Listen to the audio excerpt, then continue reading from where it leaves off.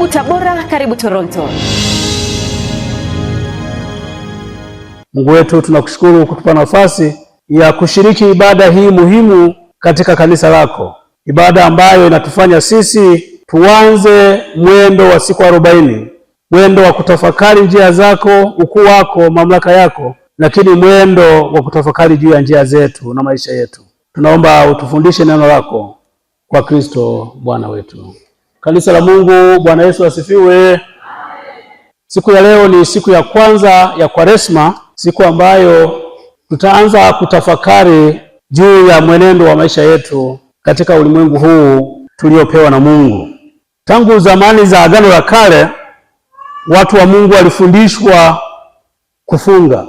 Walifundishwa kufunga kunapokuwa na tatizo, walifundishwa kufunga ili kuwa karibu na Mungu wakati wowote. Kufunga kula chakula, kujinyima, kushinda kutwa nzima bila kula wala bila kunywa mpaka jioni. Kuacha kula maana yake ni kujitesa, kuacha kula maana yake ni kujinyima raha, ni kutafuta huruma au kutafuta rehema za Mungu. Katika mila za Kiha zamani, Waha wakiwa na msiba, wakitenga msiba, walijinyima kula chakula kizuri. Walikula chakula ambacho hakina chumvi. Kwa Kiha walisema chakula kile kinaitwa ibiryazagu. Mtu unapokuwa katika huzuni, mtu unapokuwa katika shida, huwezi kufikiri kwamba utapata raha. Na maisha ya mwanadamu yamejaa mambo mengi yenye huzuni. Na kanisa liliona vyema kuwa angalau na siku hizi chache 40 katika mwaka, ili watu wahimizwe kujinyima na kuitesa miili yao ili Mungu apate nafasi katika maisha yao. Hii ina maana ya kwamba kama mtu yuko katika raha mstarehe, anakosa nafasi ya kumtafuta Mungu. Kama mtu yuko katika amezungukwa na baraka tupu, hawezi kumtafuta Mungu hata kidogo. Na hiki ndio kilichoharibu makanisa ya magharibi. Baada ya maendeleo makubwa katika nchi za magharibi, walimsahau Mungu. Ukisoma katika kitabu cha Kumbukumbu la Torati, kila mara wana wa Israeli waliambiwa, angalieni, mtakapokwenda huko, mkala na kushiba, msimsahau Mungu.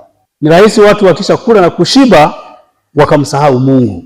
Ndio maana kanisa likaweka muda wa kutosha ili kwamba watu wapate nafasi ya kuitesa miili yao, ya kujinyima, ili waweze kupata nafasi ya kuzungumza na Mungu wao. Na Bwana Yesu aliwaagiza watu kufunga, lakini alipowaagiza watu kufunga, aliwaambia wasiwe kama wanafiki. Yaani watu wanaokwenda wanajitangaza kila mahali kwamba sisi tumefunga, sisi ni watu wa Mungu, tumefunga.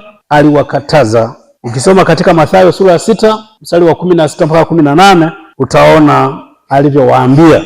Bwana Yesu anawataka Wakristo wanapofunga wasijitangaze. Labda tusome kifungu hiki kimoja tu cha 17. Mathayo 6 mstari ule wa 17. Anasema hivi: bali wewe ufungapo, jipake mafuta kichwani, unawe uso.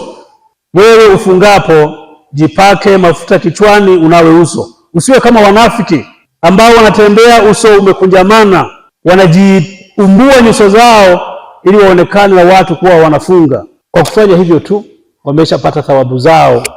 Kwa maana nyingine, hiyo ndiyo thawabu yao, kujitangaza na kusifiwa na watu. Kwa hiyo Bwana Yesu anafundisha watu namna ya kufunga, kwamba wafunge lakini wasijitangaze. Bwana Yesu anaamini kuwa wafuasi wake watafunga hata baada ya yeye kuondoka. Lakini pia ukisoma Matendo ya Mitume sura ya 13 inafundisha kufunga.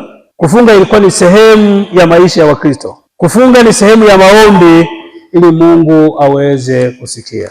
Mungu anaonekana upesi sana kwa watu wanaoomba na kufunga. Kufunga kunamleta karibu Roho Mtakatifu. Matendo ya Mitume sura ya 14 mstari wa 23. Kufunga lilikuwa jambo kubwa ambalo lilichangia mafanikio makubwa katika kanisa. Hata wakati wanataka kuchagua viongozi, walifunga na kuomba, na ndipo walipopata viongozi. Ndugu zangu wa Kristo wa St. Stephen, sisi tunahitaji sana nafasi ya pekee, nafasi ya kuomba, nafasi ya kufunga na kuomba. Na Tanzania tunahitaji maombi ya kufunga ili kanisa na taifa viweze kustawi. Nataka niwaeleze kwamba ni katika kufunga na kuomba tu hata nchi yetu itaweza kuwa na amani ya kweli. Kanisa lina huo wajibu wa kufunga na kuomba kwa ajili ya amani ya taifa hili. Malumbano ya kisiasa ya baadhi ya viongozi wa dini na viongozi wa kisiasa hayataweza kusaidia kuleta amani katika nchi hii. Amani ya kweli itakuja tu katika mpango ule ule wa kufunga na kuomba, ili kwamba Mungu aweze kuonekana. Wapo waliojaribu kupambana kwa namna mbalimbali, lakini nataka kuhakikishia kwamba hawakuweza kufaulu wala kufanikiwa. Njia pekee ya kupambana na ubadhirifu na mambo mengine mabaya ni katika kuomba na kusali na kufunga. Na tangu zamani Wakristo walijua hilo, na tangu zamani Wakristo walikutana na hayo. Ukisoma kitabu cha Ufunuo wa Yohana, utaona namna ambavyo Wakristo walikuwa wakikaa katika nyumba zao wakifunga na kuomba, na kukatokea mabadiliko makubwa sana katika taifa lao. Tunaweza kufanikiwa kwa njia ya kuomba na kusali katika kurudisha amani katika nchi yetu. Kwa jina la Baba na Mwana na Roho Mtakatifu. Karibu Tabora, karibu Toronto.